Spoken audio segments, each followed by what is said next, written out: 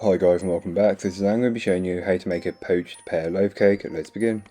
To start on the recipe, you'll want to poach your pears. So into a medium or small large saucepan, you can go ahead and place in your water, followed by the sugar, and give a good mix until fully combined. If you wanted to use spices, you could also use them at this point. Then place that onto the hob and allow it to come to almost a boil. Then place in your pears. I'm using these small pears, but feel free to use large pears if you really want to.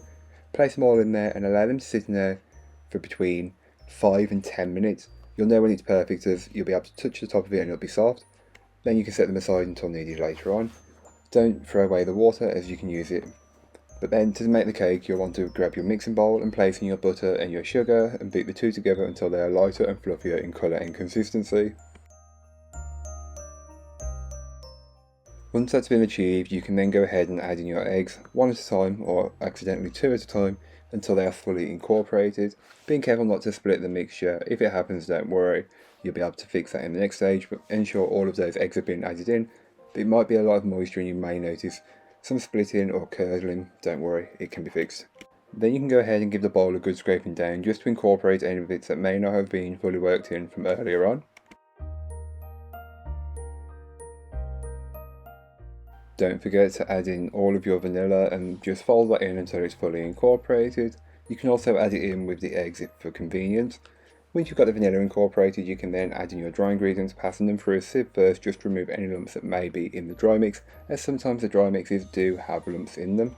So throw away the lumps if you have any, and then start to mix the dry ingredients into your batter over a medium-low, starting your way up to a medium-high. You can then go ahead and give the bowl a good scraping down, and this is just to incorporate any of the dry ingredients that may not have been fully worked in. So don't worry, just get as much in there. Don't forget to scrape the top and the bottom of the bowl, as that's where it'll normally catch if it's not fully incorporated. So then you can prepare your loaf pan. I'm using this longer loaf pan which I picked up in Home Sense, but feel free to use whatever loaf pan you have. It should fit into a standard one, but just use less pears.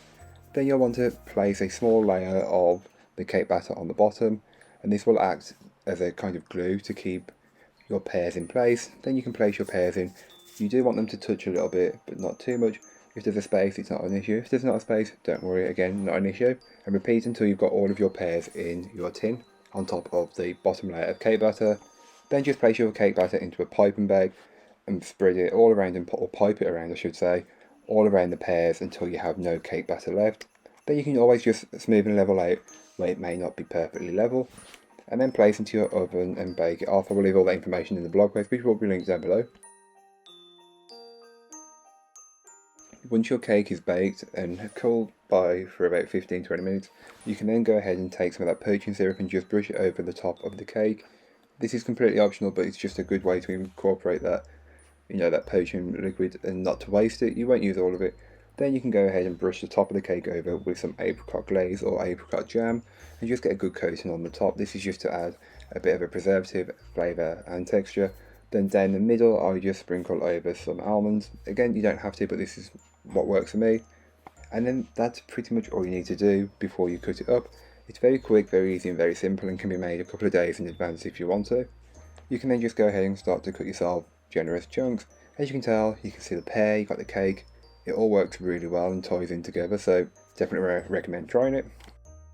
But that's all for today. I hope you enjoyed. If you did, don't forget to like, comment and subscribe for more from me, and I'll be back again soon with another recipe, so join me then. In the meanwhile, don't forget to check out the description. There'll be a link to this recipe, a link to my blog, and links to all of my social media, so don't forget to go and follow me over on there, as I am trying to be a bit more active during the month of December, so don't forget to go and support me over on them. But that's all for today. I hope you enjoyed. Bye guys.